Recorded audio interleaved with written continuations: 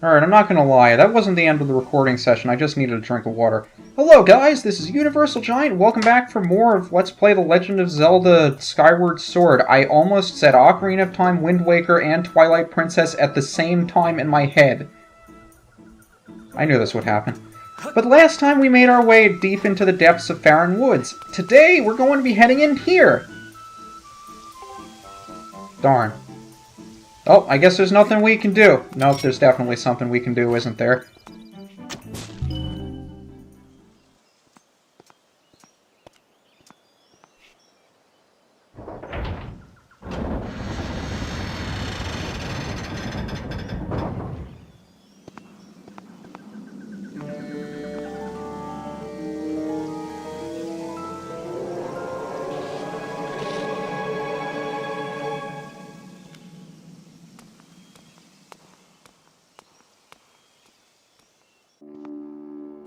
Well, we're deep within the forest, so this must be the forest temple, right? Or not? Kinda weird that they called this place the forest temple. I think there are even hints that it was originally called the forest temple that I just neglected to look at before we headed inside. But unfortunately we can't use dowsing in here, not that we've been using it at all. And unlike the bird statues outside, although we can save at these, we cannot fly back to the sky. We can at least go outside from any of these save statues inside the temple, but we cannot head to the sky directly from here. So these webs will stick to you if you don't knock them down, so it's usually a good idea to blow them out of your way. It's also kind of difficult to tell when you've done enough to break those webs to the point where you won't be going through them. Like, it looks like you can pass through them, but until you open it up that whole way... I forget if I can backflip into this, or... What do I do to knock you down? Can I? I can get to you, right? No? You're just gonna stay there? Okay. I'd like to say we'll be back for it later, but one, it's not important, and two, we won't be back for it anyway. Also, there's a dude up there. If you don't stun him, he's going to knock you down. Also, I can't climb up the side for whatever reason, so we're going to have to stun him again, because I'm an idiot. And we're going to have to shoot another shot because I'm an idiot.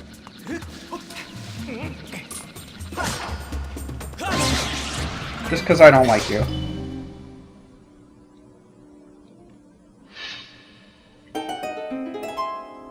I really hope I don't have to continue saying because I'm an idiot every, like, 30 seconds. I mean, it's funny as an excuse once, but it's not all that funny afterwards. Also, eyeball!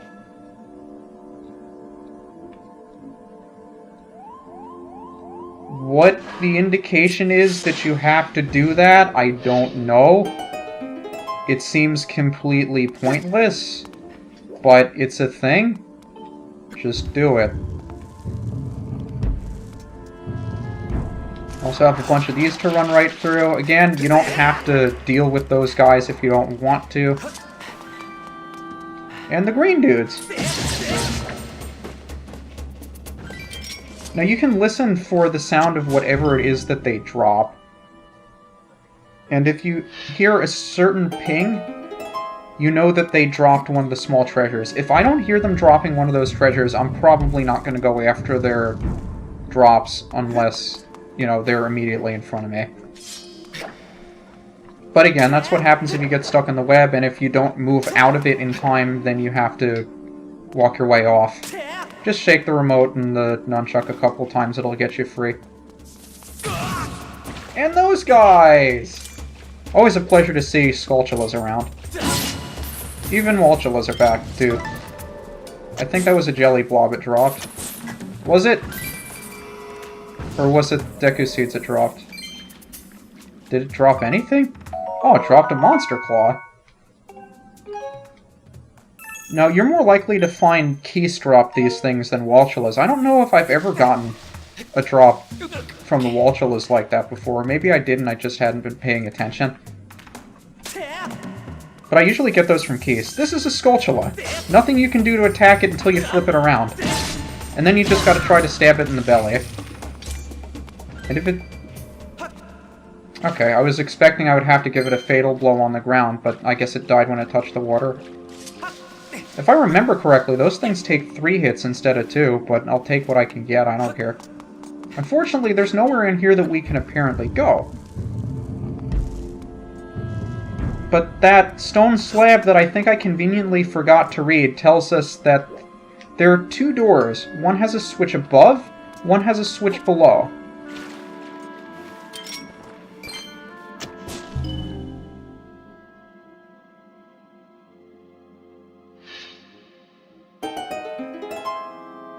I mean, yeah, you can just run straight to this one, but you're really not going to think to do that your first time through. You just see switch, door, open door, and then where do I go from there? I mean, there aren't many cases of skippable locations that, you know, at least by normal means. So when it's relevant... Guy, do you want to stop walking? Please? This is another really irritating thing. These guys have a really bad tendency of putting up their dukes to defend themselves, like, the instant before you swing them. And unfortunately, this guy's going to be blocking the way, so there's not much we can do to get him to move. He's against that web. So we're going to have to swing our way around. And assuming I don't run out of Deku Seeds because I'm missing so much, we should not have any difficulty doing that. But another thing about this game that I really miss from other Zelda titles is the ability to manipulate the camera. Like you do in Wind Waker, Twilight Princess, you had the opportunity to just manipulate the camera in any direction that you wanted on a whim. In this game, the only real way to do it is by Zing behind you. I guess those guys did only take 2 hits and I was just being an idiot. Can I get through there? I can't get through there. Awesome. Buddy? Is he too high that I can't actually hit him now? Oh, he dropped down. How nice of him. I didn't think I would be able to do that through the web. Nifty. So yeah, if you see those things on the ground, I know it doesn't really give you an indication for this either, but you can actually flip it over with an upward swing. Wait, I skipped by that too fast.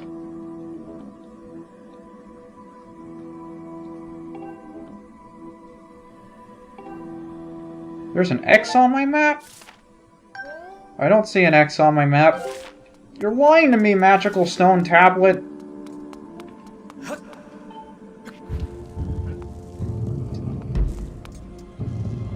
I mean, for a first dungeon, it's got a nifty charm to it, but at the same time, you kind of know what to expect in terms of first dungeons. And over here we get the dungeon map. Now this actually serves as a dual-purpose map and compass. It shows us all of the rooms in the dungeon, and all of the important locations. It also shows us where the locked doors are, which isn't as important now, but it'll be really helpful later on, especially if you get lost and you're not really sure where things are. Of course we can't use beacons because it's indoors, but we can just locate all of these different things. Like for instance, in the last room, there's a little X over there. There was a switch that we could probably hit, as was in the other room that we didn't really explore. So it's probably worth our while to go back and explore there a little bit further. See if we can find that switch. So again, if you know where all of this stuff is from the beginning, you don't really have to go through all these shenanigans. You can just turn right around, hit the switch as long as you know it's there. It's not going to stop you. And that'll raise the water in the temple. Now, if you looked all the way down to the other side of the main room in here, you may have caught a glimpse of the reason why we need to raise the water. Because we need to jump across to that door. I mean, not only do we not have a key, but there's a log underneath it that won't be up to our height unless we fill in the water. And I believe we are not able to access the switch as we are now, unless... Could be mistaken. Also, as long as we're here, let me take care of the Walshulas, make our way back up. It'd be really helpful if he dropped seeds. He didn't drop seeds, that's fine. Because we will have to be back in this dungeon later, so it'll just be helpful in the beginning to open this up. Because you may remember this was boarded up when we first came in. But instead of walking all the way down and around, we can just jump right in this way. So it might be kind of useful later. But you can see we still have to get the switch on the other side behind me. And I think I'm confusing it with another switch later on in the game. So it's convenient that they have these vines over here if you happen to fall down.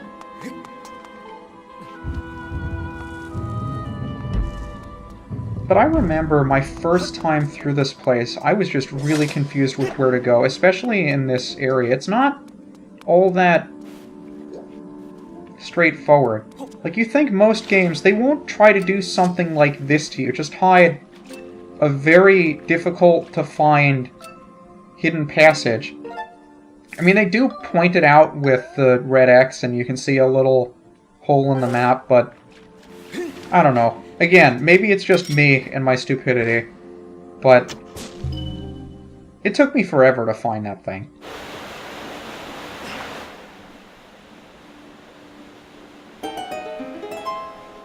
So that raised the water level. It's going to allow us to make our way across. Unfortunately, we don't have a key yet. Don't know what that holds for. So what are we going to do about that key problem? I mean, we kind of need a key, right? We're not going to be able to get through that door without a key.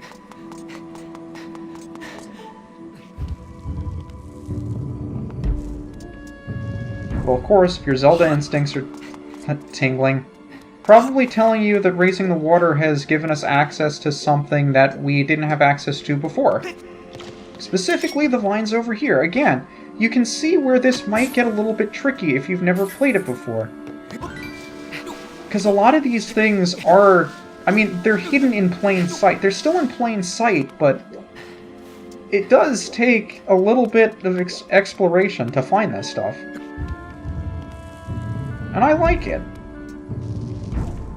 Makes you feel like an idiot your first time, but it really makes you explore. It teaches you the importance of actually looking around to see where things are. It doesn't just hand everything to you on a silver platter. And of course the eyes are here again, and we're going to have to do this again. I really don't know what the indication is that they're supposed to do that. Maybe Fi tells you at some point. Or maybe if you've seen it in other games like Okami, it's one of the first things you think of. But me, I never really thought to do it until I just started trying things randomly. But there's our key, so now we'll be able to make it across and actually open up the door on the other side.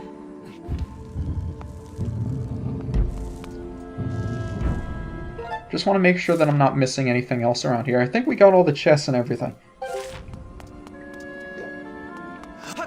And just jumping off like an idiot, like always. Not sure if there's a faster way to swim at the surface, so I'm not going to try anything fancy.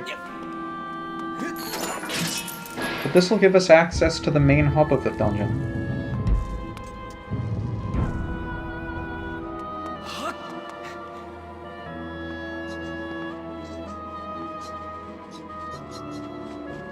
I guess this is why they call it Skyview. So pretty looking. I mean, yeah, it's down on the surface, but you got a nice view of the sky, right?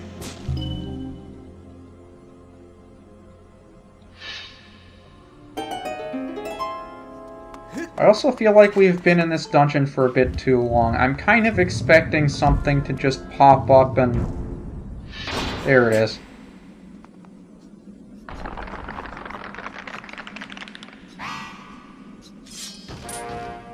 So take a guess what to do when this guy only gives you a couple of directions to hit him with.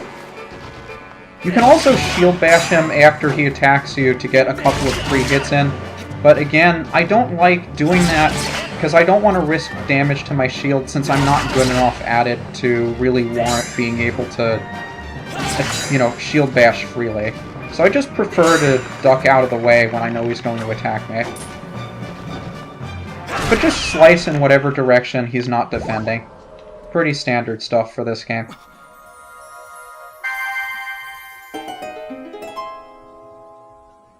Of course, the most challenging thing is patience. But here we get our first dungeon item, the Beetle. Think of it as a remote control helicopter.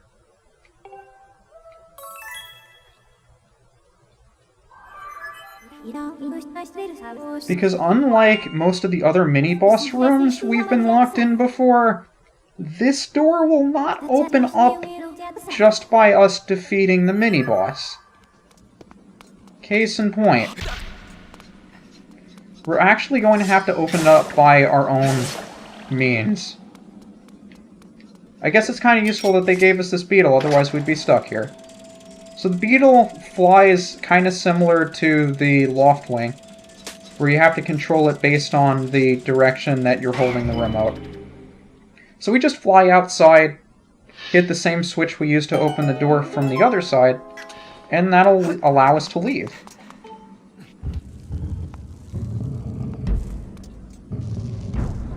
So now that we have the beetle, it's going to be pretty easy for us to access all of these places that are really high up and out of the way. Some of these have interesting stuff in them, others don't. This one's got a switch.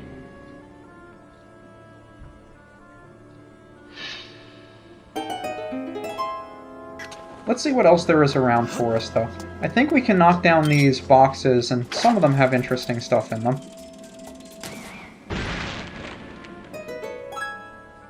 Always a good idea to pick up money.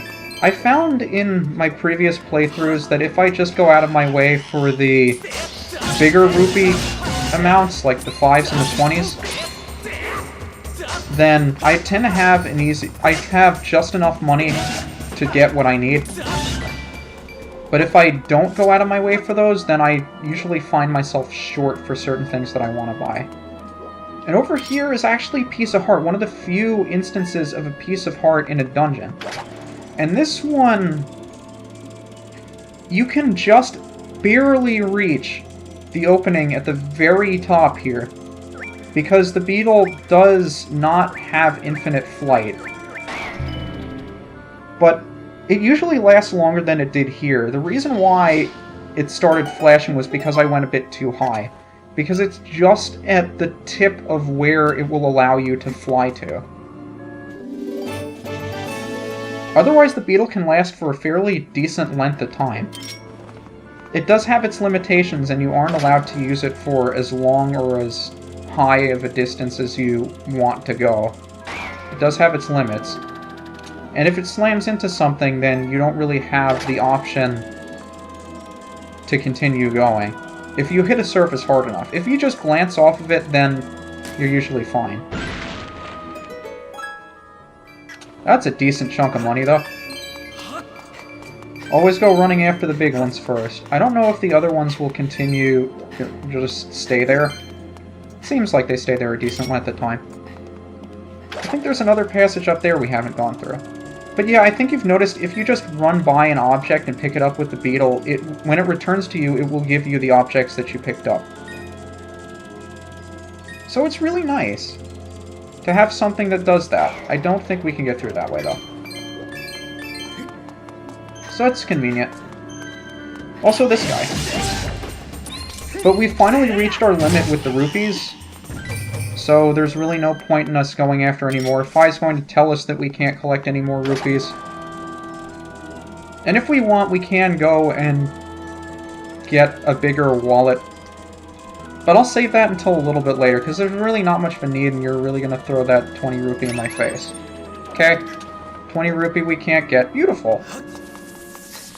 And of course, there's the Skull Shell again. So why don't we just go back around to... Okay. Let's go back to the door we opened up not too long ago.